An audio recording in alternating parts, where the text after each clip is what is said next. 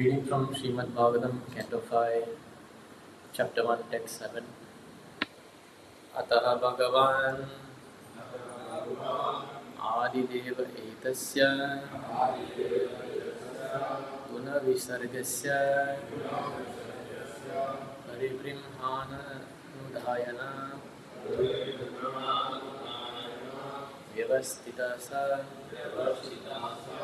Khalajagat Abhipraya Atmayonir Akhila Nigamanija Gana Praveshtita Swabhavanat Avartatara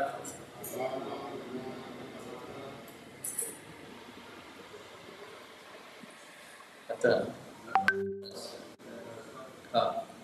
Indeed Bhagavan, the most powerful Adidevaha, the first demigod, Etasya, of this universe, Guna Visargasya, the creation of the three modes of material nature,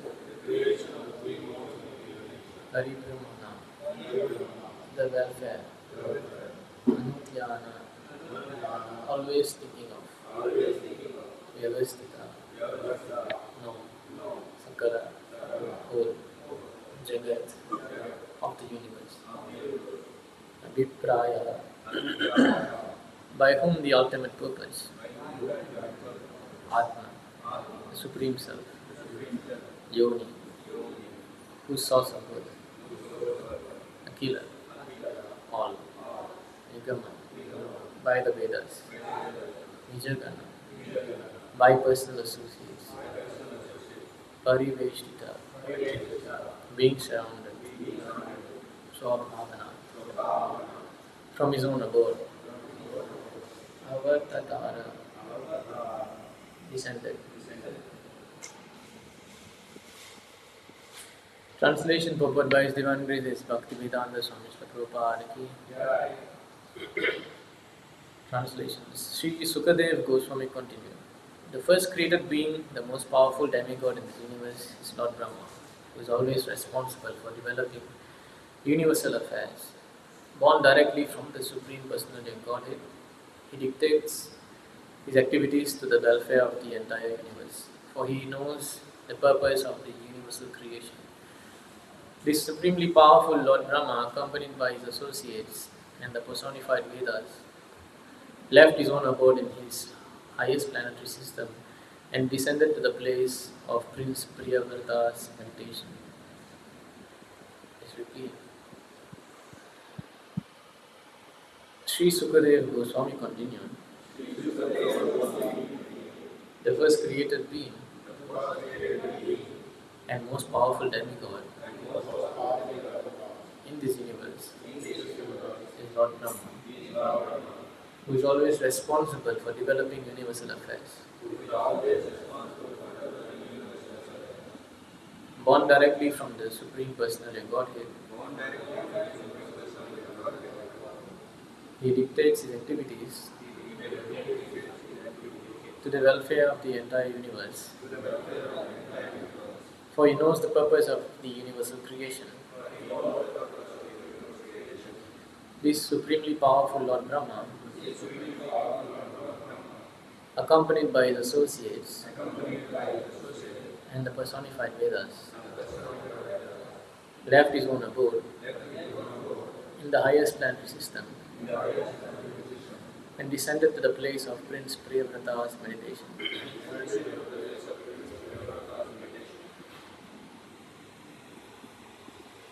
Purport. Lord Vishnu, the Supreme Self, Atma, is the source of everything as explained in the Vedanta Sutra Janmadhyasya Yataha, Srimad Bhagavatam 1.1.1. Because Brahma was born directly from Lord Vishnu, he is called Atma Yoni. He is also called Bhagavan, although generally Bhagavan refers to the Supreme Personality of Godhead, Vishnu or Lord Krishna. Sometimes great personalities such as demigods like Lord Brahma, Narada or Shiva are also addressed as Bhagavan, because he is the secondary creator of this universe. He is always thinking of how to improve the situation of the conditioned souls who have come to the material world to enjoy material activities. For this reason, he disseminates the Vedic knowledge throughout the universe for everyone's guidance. Vedic knowledge is divided into two parts, Pravritti Marga and Nirvritti Marga. Nirvritti Marga is the path of negating sense enjoyment, and Pravritti Marga is the path by which the living entities are given chance to enjoy and at the same time are directed in such a way that they can go back home, back to Godhead. Because ruling over this universe is a great responsibility, Brahma must force many Manus in different ages to take charge of the universal affairs. Under each Manu, there are different kings who also execute the purpose of Lord Brahma. It is understood from previous explanation that the father of Durva Maharaj, King Uttanapada, ruled over the universe because his elder brother Priyavrata practiced austerities from very beginning of his life. Thus, up to the point of the Prachetas, the kings of the universe, were all descendants of Uttanapada Maharaj. Since there were no suitable king after Prachetas, Swayambhu Manu went to Gandhamadana hill to bring back his eldest son Priyavrata, who was meditating there. Swayambhu Manu requested Priyavrata to rule over the universe. When he refused, Lord Brahma descended from the supreme planetary system known as Satyaloka to request Priyavrata to accept the order. Lord Brahma did not come alone. He came with other great sages like Marichi, Atreya and Vasishta to convince Priyavrata that it was necessary for him to follow Vedic injunction and accept the responsibility of ruling over the world. Lord Brahma also brought with him the personified Vedas, his constant associate. The significant word in this verse is Swabhavana, indicating that Lord Brahma descended from his own abode. Every demigod has his own abode. Indra, the king of demigods, has his own abode, as do Chandra, the lord of the moon planet, and Surya, the predominating deity of the sun planet. There are many millions of demigods and stars and planets, their respective homes. This is confirmed in Bhagavad Gita, Yanti Deva Vratan Devan, Bhagavad Gita 9.25. Those who worship the demigods go to their different planetary system. Lord Brahma's abode, the highest planetary system, is called Satyaloka, or sometimes Brahmaloka. Brahmaloka usually refers to the spiritual world. The abode of Brahma is Satyaloka, but because Lord Brahma resides there, it is sometimes called Brahmaloka.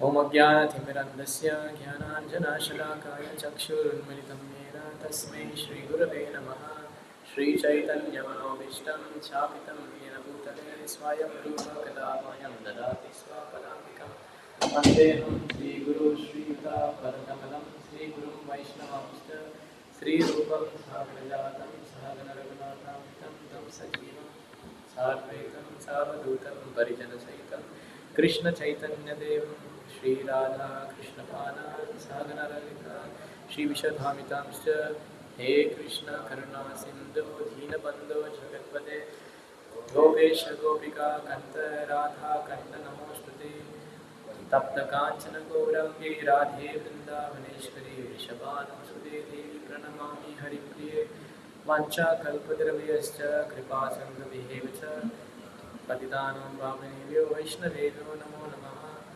Namaromi Vishnupadaya Krishna Prishnaya Bhutale Srimate Bhakti Vedanta Swaminiti Namine Namaste Saraswati Deve Gauravani Pracharini Nirvisesha Shunyavadi Paschatya Desatarini Jaya Shri Krishna Chaitanya Prabhu Nityananda Shri Advaita Gadadhara Srivasadi Gaura Bhakta Hare Krishna, Krishna Krishna, Hare Hare, Hare Rama, Rama Rama, Hare Hare.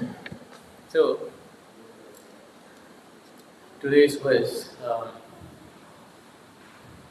speaks about how Lord Brahma has descended from his abode, Satyaloka or Brahmaloka, to convince Priyavrata. So Priyavrata is, the son of Swayambhu Manu. So, it is said here that as soon as he was born, he took austerities. he went to the forest, and there also he met Narada Muni. So as we can see, Narada Muni is the spiritual master of unlimited, countless pure devotees he has made. Is the potency of Narada Muni. So Narada Muni actually gave guidance to Maharaj Priyavrata, and he was a brahmachari, celibate monk, and he was doing so much of tapasya in the forest.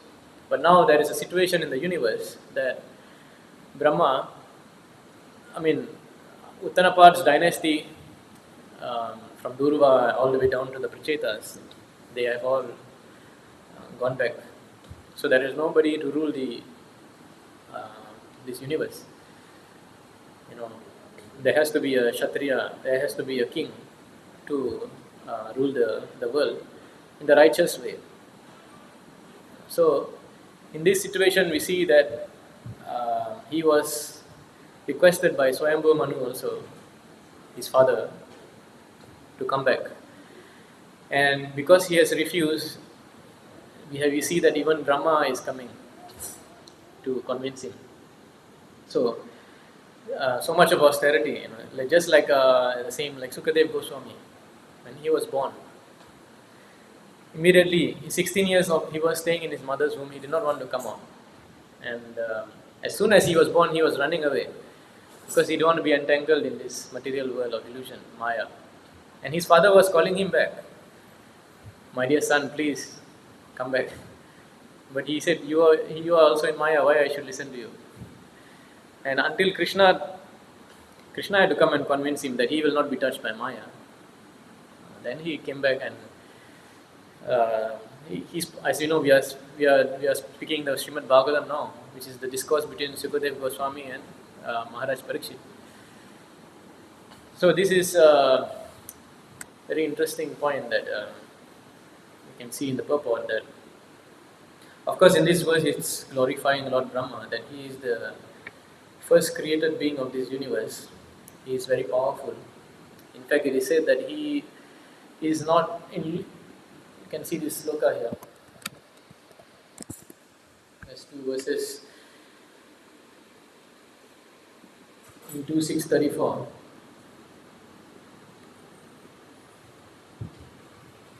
Because in this chapter, Narada Muni is speaking to Lord Brahma, his father. So Narada is asking about inquiring from Brahma how he understood the absolute truth, who is the absolute truth. And Narada says that, and Brahma says that, oh Narada, because I have caught hold of the lotus feet of the Supreme Personality of Godhead Hari, with great zeal, whatever I say has never proved to have been false. See? Nor is the progress of my mind ever deterred, nor are my senses ever degraded by temporary attachment to matter. So he says that I am considered the greatest demigod. There's no, it is mentioned in the verse itself, right? 517. He's the greatest of demigod. Why? Because he has taken shelter of the lotus feet of Krishna. Yes, see, I have caught hold of the lotus feet of the Lord. And because that is why they are also called Bhagavan sometimes. Because he possesses Bhagavan. He is the possessor of the six opulences. Aishwaryasya, Samagrasya, Veerasya, Yashasya, Shriya, Jnana, Vairagya. So these six qualities are being possessed by Krishna. And because the pure devotee possesses Krishna, he is known as Bhagavan as well. And also we can see in the next verse, Brahma continues.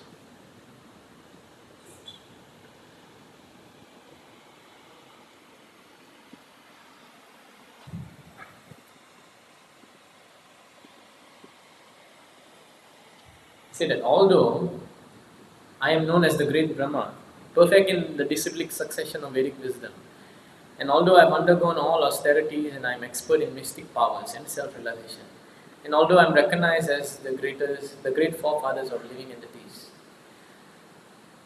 who offer me respectful obeisances, still I cannot understand him, the Lord, the very source of my birth. So it is a very interesting point here that Brahma says that even I cannot understand, even though I am so great, I cannot understand the Lord. See? So we must understand. So many people we are saying, I know Krishna, I know. And Brahma here with his four heads, look at the humility he has. That he says that I am not able to estimate, because why? Even Lord cannot understand his own potencies. You know, Ananta Sesha is glorifying the Lord with his 1,000 hoods, and still he cannot reach the end of those glorifications, because the Lord is unlimited. Infinity, right? His glories are infinite. So even the Lord himself is not able to ascertain his glories. It is said that when he knows about his glories increases even more. Anandam buddhi vardhanam. This spiritual pleasure is increasing more and more. Why do you think he appeared as Lord Chaitanya? Because he could not understand the the happiness and the joy and pleasure Radharani is feeling for him. So you can see here, even Krishna couldn't understand this.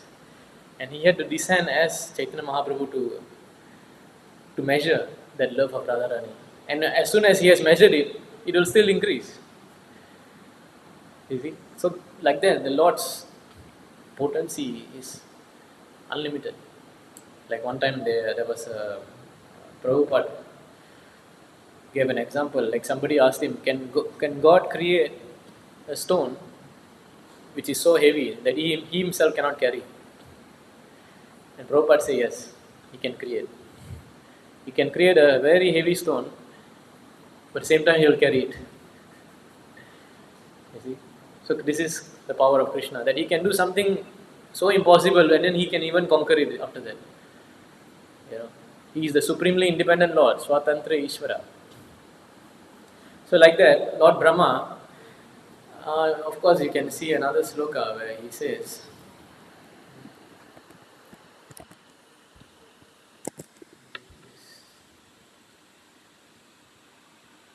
I think 32. You see the Lord Brahma's position. 38, where he's glorifying the Rajavasis. Yeah. Tad bhuri bhagyam iha janma kimam apiya vatyam yad gokulepi katamangri rajobhishekam yad jivitam tu nikhilam Bhagavan Mukundas tu atyapi yat padaraja shruti mrityam eva.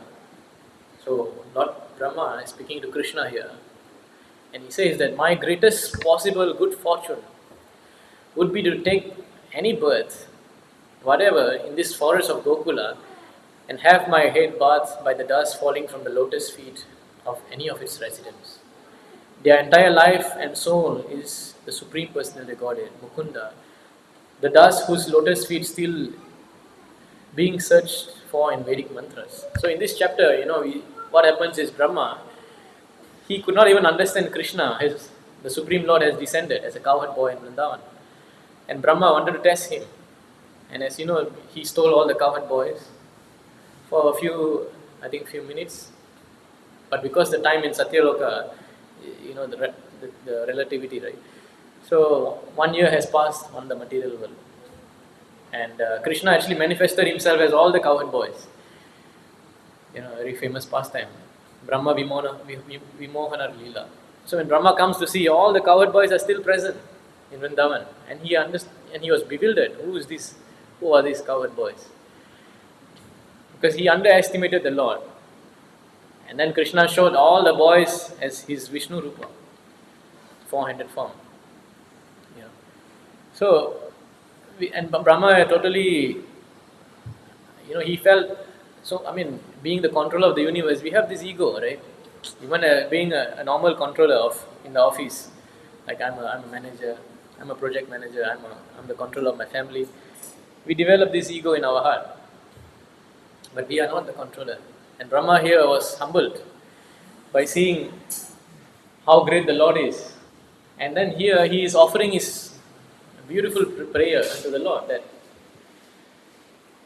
my greatest good fortune will be to take birth in the forest, because he is glorifying the Vrajavasis. The Vrajavasis, they also do not know Krishna is the Supreme Lord, the Supreme Personality of Godhead.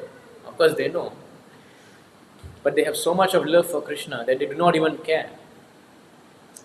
Like now when we have a problem, we go to Krishna. Krishna, please, you save me. I'm surrendering unto you. Please help me. I'm in so much of distress. Like Gajendra was praying like that, right? Narayana Akila Guru Bhagavan Namaste. He was praying. But here in Vrindavan, it's not like that. They are praying, oh Krishna, the demons are, oh Vishnu, oh my Lord, the demons are attacking Krishna, please protect him. Here we are praying for Krishna for our protection, and here they are praying for the Lord's protection. Because they have unlimited love for the Lord. They are, the pinnacle of the highest and of highest devotees are the Vrajavasis.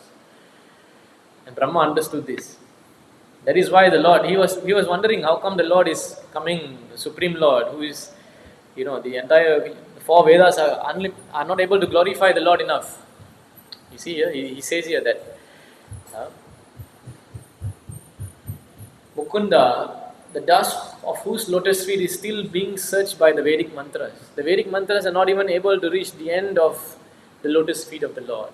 Pantastakodi sadavatsara samprakamyo vayora tapi manasor munipungavanam sopyasti yat praparachinya vichintitatve govindamadi purusham tamaham majani. So such is the Supreme Lord, and he's thinking, how come this Lord is so great that he is coming and playing some games with these cowherd boys and the gopis and the gopas in Vrindavan. Couldn't understand this. Then after seeing this Leela, he understood that how greatly fortunate these Vrajavasis are, and he is saying that I want to be taking birth in the forest of Gokula. So he want to take the dust falling from the lotus feet of the residents. So just now in the 2.6.35, we are seeing that Brahma says, because I have caught hold of the lotus feet of the Lord, I am not. But here he is praying that I want to catch hold of the lotus feet of the pure devotees, so that I may be able to, I may not be conquered by this ego, that I am the controller. So he's asking for this. Like now we are asking, like, oh, can I be a cowherd boy in the spiritual world? We think we are so qualified to be a cowherd boy there. We think we can be a gopi there. We think we can be one of the family members of Krishna. But here, Brahma is so humble. He's praying that I want to be a grass. It's a humble grass. Tranadapi sunichena tarorapi sahishtuna. So that's why Lord Chaitanya Mahaprabhu taught us that when we are humble only, we can catch the lotus feet of the Lord. We can get the lotus feet of the devotees, and by their lotus feet, we can get the lotus feet of Krishna. So anyway, this is the position of Brahma. So now that Brahma, he is coming down to see Maharaj. We go back to the verse.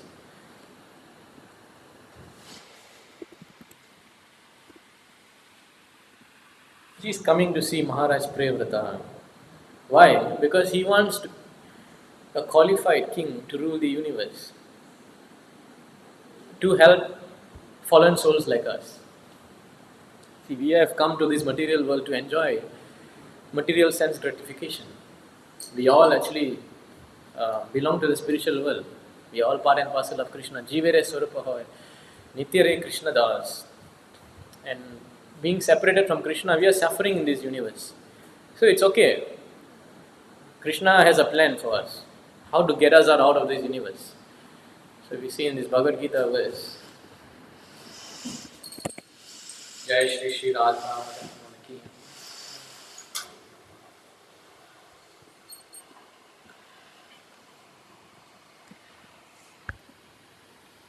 Kankshata karmana siddhim yajanta iha devata shibram hi manashi loke siddhir bhavati karmaja. So, men in this world desire success in fruitive activities, and therefore they worship the demigods. Quickly, of course, men get results from fruitive work in this world. So the Lord created Brahma. Of course, when we come to the material world, the first position we take birth as is Brahma. Unfortunately, we were not a devotee. So hence, we have fallen down into this position. We have gone down to the hell and so many repeated birth, and that now we are having a human body. But so Krishna creates a plan where the devatas, everything is regulated in this world. So we came here to enjoy sense gratification. So we want to enjoy, let's say example, you want to enjoy meat, right? You want to eat meat. So you don't, Vedas say, okay, you don't unnecessarily kill all the animals in, like what is happening now, the slaughterhouse. Once in a month you offer to Goddess Kali, and on a Amavasya day, in the dark night, and then you chant some mantras, and you slaughter this goat and you eat the goat. So you enjoy, but you enjoy in a regulated way. But you know what the mantra says, that when you mamsa khadati iti mamsa, means I'm killing you now, next life you kill me. So as you keep doing this process, you realize that this is not, what is the point? I'm going to get killed next life by this goat. Why should I do this? Just like a child, right? You tell the child, don't touch the fire, don't touch the fan. The child wants to touch.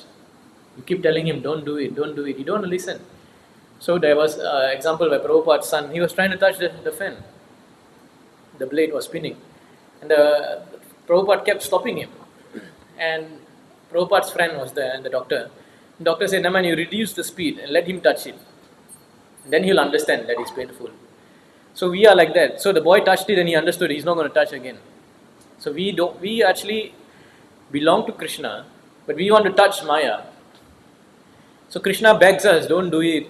Don't leave me and go, please. You will suffer. Sometimes, you are telling your child, my dear son, don't leave me. Don't join this bad company of friends. If you join them, they will teach you how to take drugs and alcohol, and you will spoil your life. But the son doesn't listen and he goes away. We are like that. See? So now, okay, we have come here to help us. Okay, you have already come here, you left me. I let you touch this. Like now, I let you touch the span in a slow speed. So you understand. So okay, you want to kill the goat and you want to eat meat, okay, you eat like that. You want to enjoy sex life. Okay, you married. You don't have so many illicit sex life. You have one wife. You go through the responsibility of family life. And you yourself will understand this is very painful. To raise a family is so difficult. So much of responsibility and so much of stress. And you will understand, oh, this family life is difficult. So Krishna, that's why he said, men in this world desire success. You want to do fruitive activities. So Krishna created all these devatas. There is 330 million devatas. Why?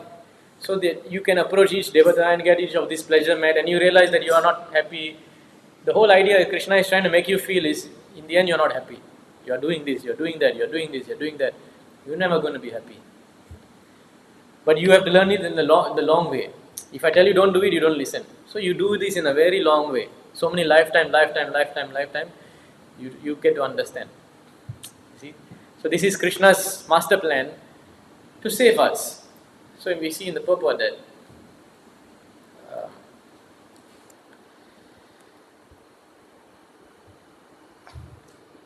so you see, by worshipping the devatas, you get your material desires fulfilled. But it doesn't save you from repeated birth and death. And of course, the worship of devatas is it's condemned, but it's not wrong according to the Gita. Of course, you will go through repeated birth and death until you come to Vishnu.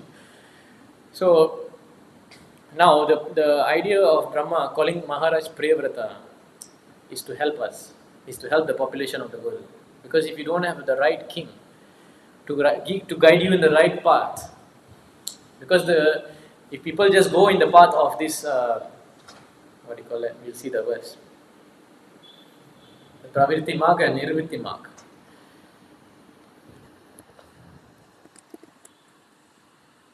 Sorry.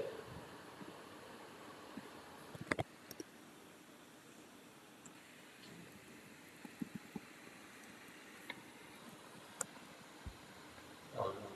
What is the verse? Pravritti is a book.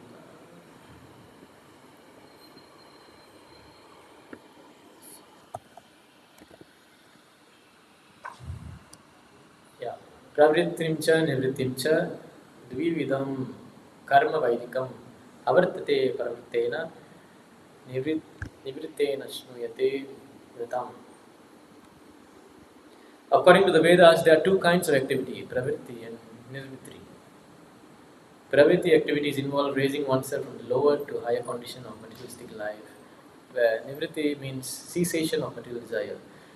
Through pravritti activities, one suffers from the material entanglement, but by nivritti activities, one is purified and becomes fit to enjoy eternal blissful life. So there's two different paths. So if you go through the devata part of like, okay, I worship this devata, I get this material desire fulfilled, that is pravritti mark. Using the Vedas to get material enjoyment. It's a very long process. You will go through so many lifetimes to understand that this is useless. Just like the example I gave earlier about the meat eating. You keep slaughtering the goat, you chant mantras to Kali, and after a while you realize, oh, it's not going to help me. It's going to help. I'm going to take birth as a goat and get killed, right?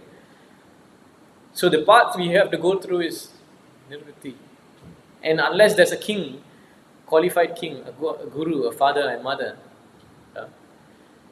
the 5:18:18, Guru na sasyat, Pitana satya, Janani na sasyat. So if the guru's duty, the devata duty is to guide them, to guide the people in nirvritti marg. So we see the purport as confirmed in Bhagavad Gita 16:7, pravritti cha nivritti cha janana vidura asura. The asuras, non-devotees, cannot distinguish between pravritti and nivritti. So the asuras, they do not know this.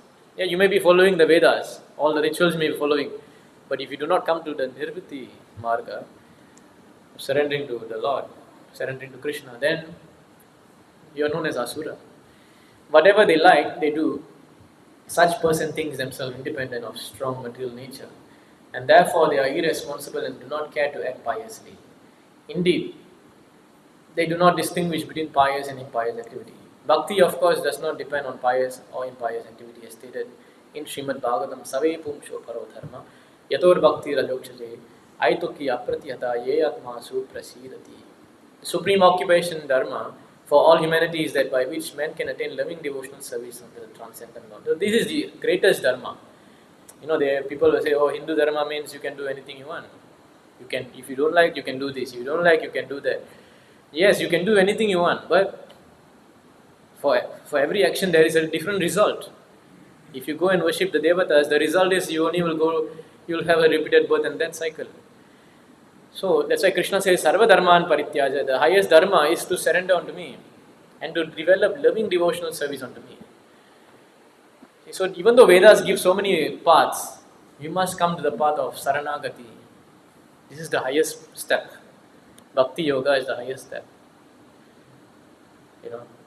Some people, they are angry with us when we say this. They say, you guys only talking about Bhakti, Krishna, like that. But this is the highest point. Yeah, you can do other things. You can do jnana, you can do karma yoga, you can do so many other things you can do. This ritual, that ritual, this yajna. But that doesn't give you the ultimate destination. Just like a child. Prabhupada gave an example of the pravritti is like a child.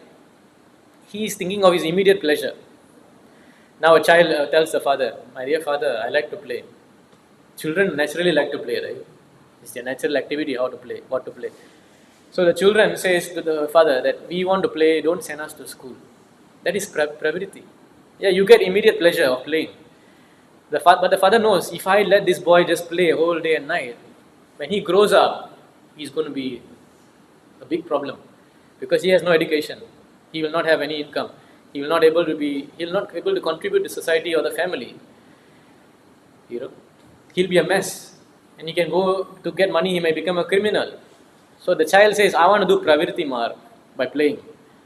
But the father knows, no, unless you do nirvritti marg, you have to discipline yourself, you have to go to school, you have to study. This is the example, you see, of a child, Prabhupada gave. So that's why the Vedas, even though there is explanation of, okay, you do this and enjoy this way, you do this yajna, you do this sacrifice, enjoy this way. It is like telling you, oh, you keep playing the toys. But the Srimad Bhagavatam, this is nirvritti. This is the highest scripture. Srimad Bhagavatam totally cuts down all these things. Dharma projita kaitavatra paramo nirmatsaranam satam. It's the highest dharma. It doesn't it condemns all these pravritti activities and tells you, don't waste time. My dear child, don't waste time. Come, go to school, study. You will have a better future in the. That is Srimad Bhagavatam. So why Brahma is asking Priyavrata to come? Because he wants to tell the people, he wants the king to guide the people in this Nirvritti Marga. If not everybody goes in this other path, they will be suffering cycle of birth and death repeatedly. Uh, so now, we continue. Such devotional service must be unmotivated and uninterrupted in order to completely satisfy the self. Nonetheless, those who act piously have a better chance to become devotees. As Krishna says in Bhagavad Gita 7:16, Chaturvida bhajante mam jana sukirtino Arjuna. O Arjuna, four kinds of pious men render devotional service unto me.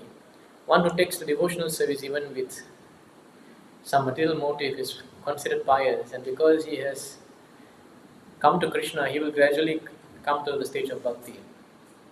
Then, like Guru Maharaj, he will refuse to accept any material benediction. So, Krishna is cheating us. Or you want to, like now with a child, he likes to play, right? How you cheat the child? Always you want to play. So, the expert parent or expert teacher cheats the child.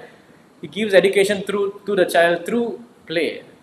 You might have seen in the school, the kindergarten and all. Child are playing, but somehow, oh, what is this? Oh, this is A. Oh, what animal is this? This is a zebra. Playing with them. So Krishna creates a system that, okay, you do this way. You play your toys, but same time you learn. And that's exactly what Chaitanya Mahaprabhu did. Because we are not learning. Krishna came and told us to surrender. We are not surrendering. So Krishna himself descended as his own devotee. Lived with us, lived among us, and taught us how to be a devotee. How you can engage in bhakti, how you can surrender to Krishna. You see, through my activities, I am teaching you how you can do kirtan, how you can serve the Vaishnavas. Because we don't want to do. We are only self-interested of serving our senses. So Lord himself came as a teacher and guided us in this Nirvritti Marga. And of course, Srila Prabhupada came. And he gave so much to us. He did sacrifice so much of his life just to save us. So when we surrender to such a guru, like Prabhupada, then we can come out of this material world. You see, like now Durva Maharaj here, you can see the example. He went to the Lord for material life, material benediction. But because he went to the Lord, and he was purified. Swamin Kritosmin Varam Na Yache, Madhya 24. So he went to the Lord to ask for a kingdom greater than his father, his grandfather, great-grandfather. But the Lord gave him his darshan, and he was completely satisfied. So this is how the Lord cheats us. That okay, he fulfills our material desires slowly, but sometimes he will take everything away. And then when he takes everything away, you will surrender to him. And when you surrender to him, he will give you his lotus feet. So that's how the Lord helps us to come out of this material world. He say, okay, you worship me, okay, you want material benefit, I'll give you. And then once you keep getting the material benefit from him, you develop faith in him already. And once the faith is developed, he takes it away. Why? To show you the reality of this material world. The Lord doesn't want to show you that this material world is a peaceful. How can you be peaceful in the toilet, right? You say, I want to be very happy and peaceful in the toilet. It's going to stink. Come out of the toilet. So the Lord cheats you to come out of this toilet. He shows you the reality of this material world. It's a place of suffering, birth and death, old age, disease. So that is how Krishna, when he takes away something from our life, it is to help us to surrender more to him.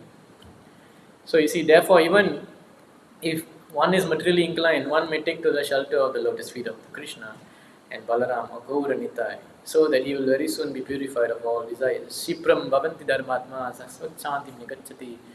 As soon as one is freed from inclination towards pious and impious activity, he becomes a perfect candidate for returning back home, back to Godhead.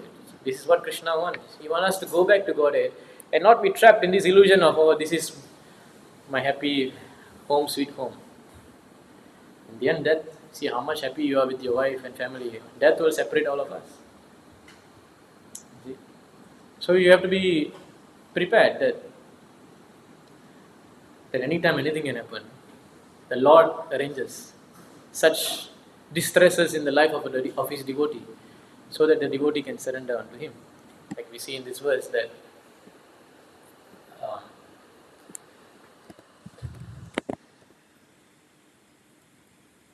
Satyam di satyam artitam artito nirnam naivartato yad punarartita yatah swayam vidate bhajatam anichatam ichcha pidhanam nijabhada pallavam.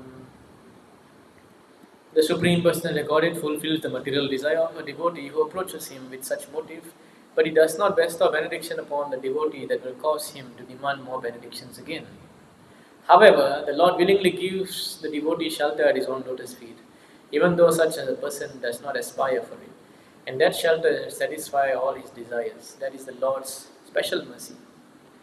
So this is how the Lord cheats us from pravritti marga to nirvritti marga. And also he uses his representative like Narada Muni to do this. Now he is using Maharaj Priyavrata to do this. Maharaj Priyavrata is told to come down, please. Brahma is telling, don't worry, you will not be covered by Maya at any time. Because you have surrendered to the Lord. Narayana paras sarve nakutaschana bhivayati. Whether you are in Swarga or Naraka, you are a devotee of the Lord. Even you are in hell also, you are a devotee of the Lord. Like Prabhupada was saying. So pure devotee will never be conquered by Maya. So because Priyavrata was afraid that Maya will get him when he goes into family life, Brahma assures him, no, you will not be touched by Maya. You come and help the people and preach. So a devotee is never touched by Maya. Like yesterday I was hearing one Prabhupada memory where the devotees were harassed a lot in Australia. That there was a court case also going against them. Devotees were put into jail. So the devotees wanted to hire a very expensive lawyer to fight the case and get the devotees out of the jail. And Prabhupada said, just depend on Krishna. So what if you are in jail? Whether you are in jail or you are outside or in palace, we are just going to be chanting Hare Krishna at any time. So it doesn't matter you are in a jail, chant Hare Krishna. Krishna will protect you. Ananyas chintayantu mam yejana paripasate, right? Krishna will take care of you, don't worry. Prabhupada told this. Prabhupada has complete faith in the Lord. Even the devotees are in the jail also, he said, never mind. You chant, Krishna will take you out of there. And of course, eventually the devotees came out. And the government actually did not object the Hare Krishna movement at all after that. The government said this is a bona fide movement.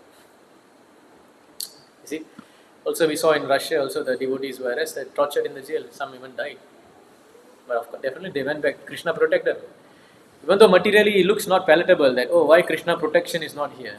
Materially it looks like that. But spiritually, they are going back to God.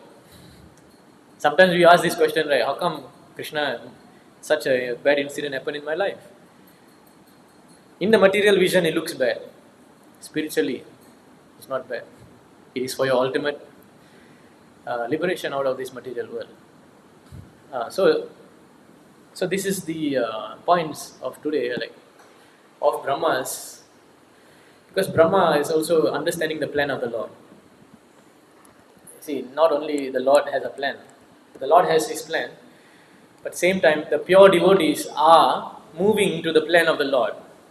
They are moving to the plan of the Lord to do the Lord's work. That's why Krishna says in the Gita that the person, the most dearest servant is one who preaches this message to the devotees, right? Idam hi gujatamam guyam. So the devotees actually are moving to the plan and the will of the Lord. So here Brahma is coming to see Maharaj Priyavrata because he understands the plan of the Lord is to save these souls in this material world, and to save them I have to. So this compassion of Krishna, the pure devotee also experienced the same compassion. Prahlad Maharaj had the same compassion. Prahlad Maharaj says, I don't want to go to the Himalayas and meditate and be in Mauna Vrata. I want to be in the cities with all these rascals and save them. You see, this is the same, because the same heart of the same compassion the Lord has in His heart, the same compassion is manifested in the heart of the pure devotees. Like if you see in the story of Tirupati also, Balaji, right? So how the deity manifests himself is because Brahma, he was feeling so much of distress. What is that Purana called? There's a Purana which has this story. So I was hearing this story of Balaji. So Brahma was in so much of great distress that he has created this material universe. In this place, so much of suffering. There is birth, there is death, there is old age, there is disease. All these people who are coming to these souls coming to this world are going to suffer. And he is facilitating in doing this suffering. And he was feeling very sad that I'm the creator of this universe, this material universe, and I am helping all. I'm actually sending all these souls to suffer here. How come?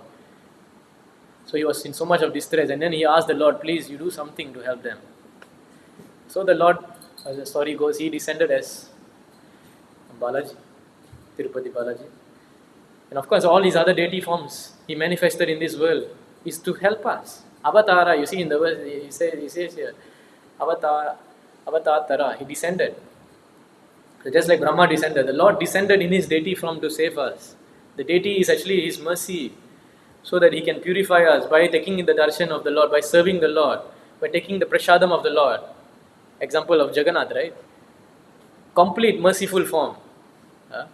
Patita Pavana.